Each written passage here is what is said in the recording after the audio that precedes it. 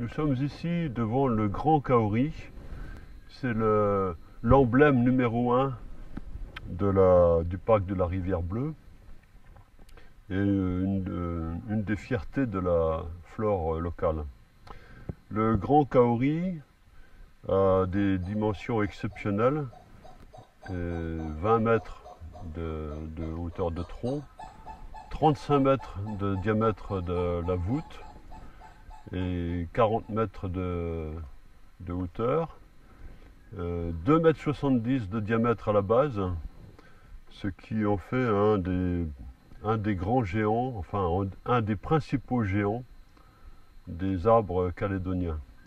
Il fait partie de la famille des conifères et cet arbre, ce géant, doit sa survie à sa taille exceptionnelle, ne permettant pas son exploitation, son abattage par les moyens de l'époque, à savoir le passe-partout qu'on utilisait à 2 personnes.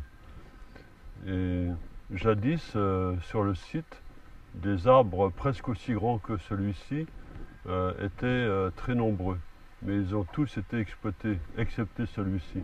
Pour en trouver d'autres qui sont à peu près de la même taille, légèrement inférieurs quand même, il faut aller tout au fond de la vallée. Alors le Grand Kauri, c'est un conifère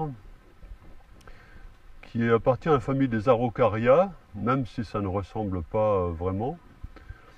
Et il y a 4 espèces en Calédonie, 13 au monde.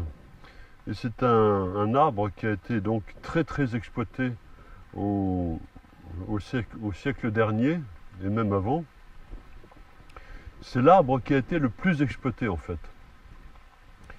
Et il convient pour la menuiserie, sa résine était aussi exploitée pour l'industrie chimique, la parfumerie, c'est le vernis à tableau. Il était donc très utilisé. Le Agathis lanceolata, c'est-à-dire l'espèce de kauri qu'on a ici, c'est celle qui est représentée dans les forêts du sud de la Grande Terre.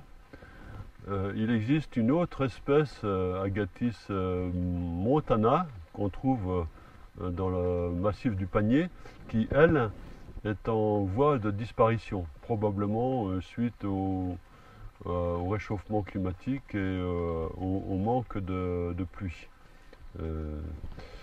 Le kauri, qui était largement exploité dans les forêts naturelles, jadis, est maintenant l'essence abondamment plantée un peu partout.